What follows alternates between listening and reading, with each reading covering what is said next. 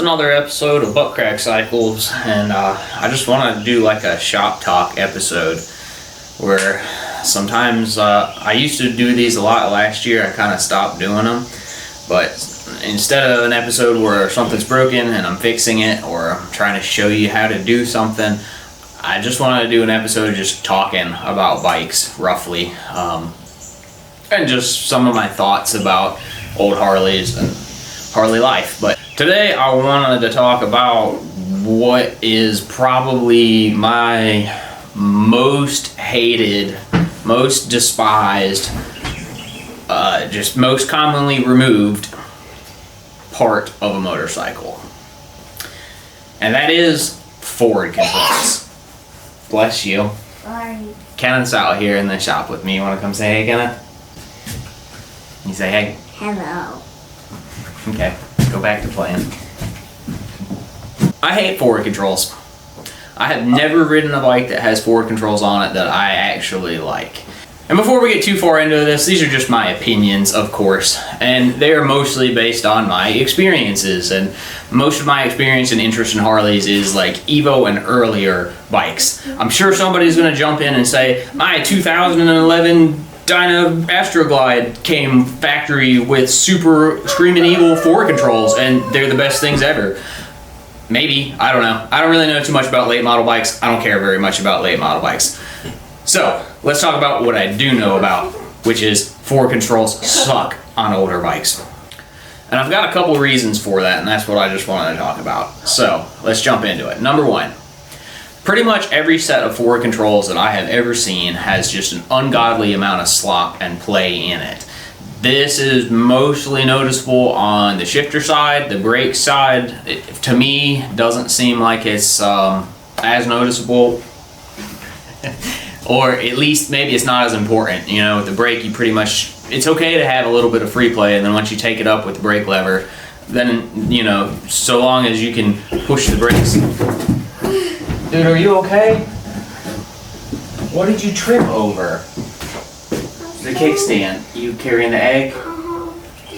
Kenneth wiped out on the kickstand, and he was carrying one of the chicken eggs. So now we have a mess. Lily, come here. Look at my baby frog. Back to the forward control hate. The number one thing I hate about them really though is just that every set I've ever had or been around has just an ungodly amount of slop. Like I was saying, it seems like it's more noticeable in the shifters than it is on the brakes. And I've yet to ride a bike with a set of forward controls, whether they're some homemade aftermarket stuff like what's on my shovel head, or like some off-the-shelf aftermarket stuff like what's on the little Evo Sportster that I'm working on right now, that has an acceptable amount of slop or play in it. You compare this to a factory set of mids, like what's on my iron head, and the difference is night and day. The iron head shifts great.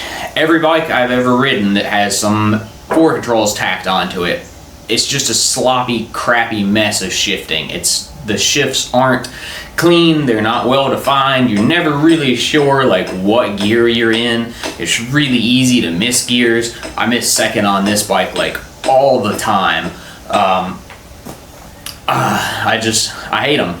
I've never ridden a bike that has factory forward controls on it. Maybe those are a little bit better, but I have to think they will eventually start to wear and get way more slop in them than a set of mids will. It's just the nature of the beast. If you have all of these linkages and heim joints and pivot points and you stretch them out over a foot or 18 inches or however far the forward controls are, this stuff's gonna wear. It's gonna get way more slop in it than just one pivot point will. And you have that stacking tolerance of slop here, and slop there, where a little bit of slop all adds up to this nasty mess that just will not shift. I've ridden an Electroglide with floorboard shifters. It seemed fine. You know, I still like mids better. Reason number two that I really don't like forward controls is that they are pretty uncomfortable for me. If I am riding, say, my Ironhead with mids and it has a set of highway pegs on the front, I'll ride the highway pegs for a while, but after riding highway pegs or riding forward controls a lot with your feet way out in front of you like you're in a set of stirrups at the OBGYN's office, that just kills my hips. On a bike with mid pegs, you can get up on the forwards to get your legs stretched out a little bit. When my hips start hurting, I just bring them back to the mids. I'll ride on the mids for a little while and kind of go back and forth. On a bike with forward controls, you're stuck. That's all you've got is the forward controls to put your feet on. You have no second set of pegs unless you wrap your feet around Goofy behind you to ride on the passenger pegs looking like some crazy weird sport bike rider.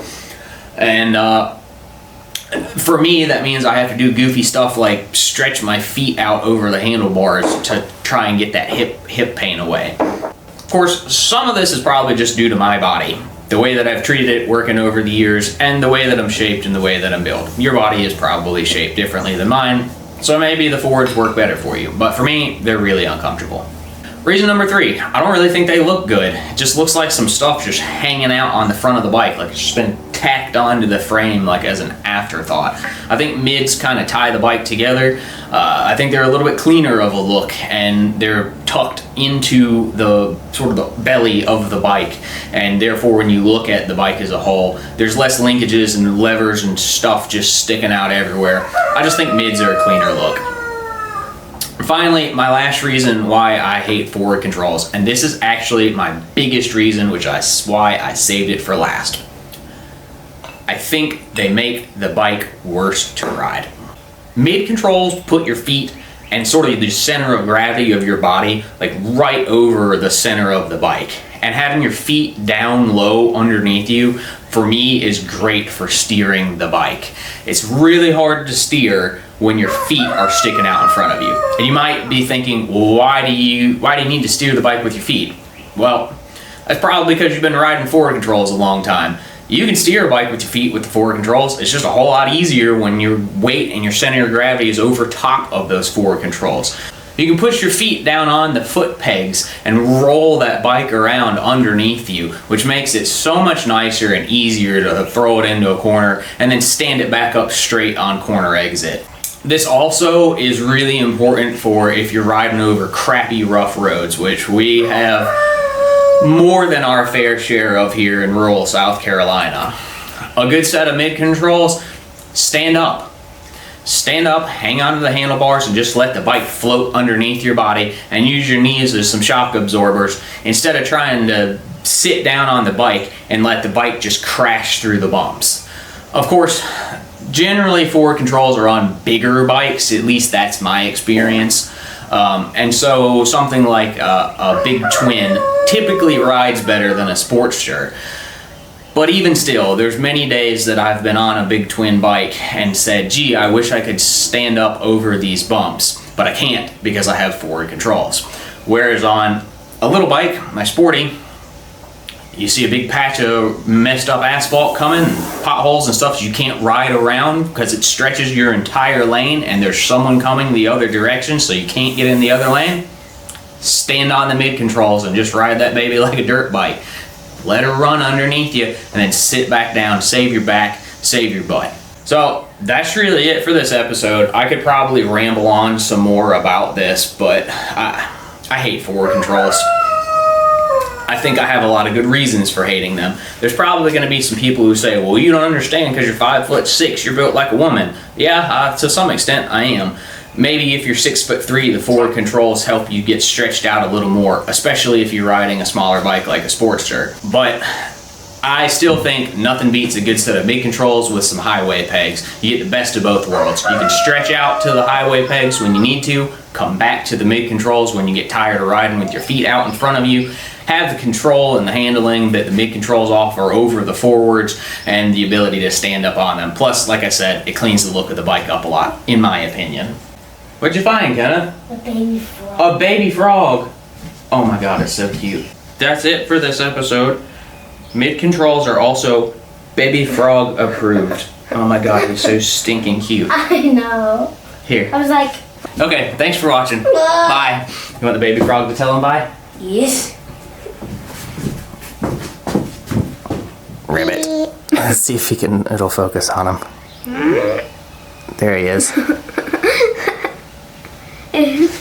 Baby Frog says, ride me controls, 4 controls are for losers. Rabbit. Bye. Okay, now make some silly faces while I get you focused in. Sit back with your back against the, yeah, like that. Okay. That looks good. Do your best silly face.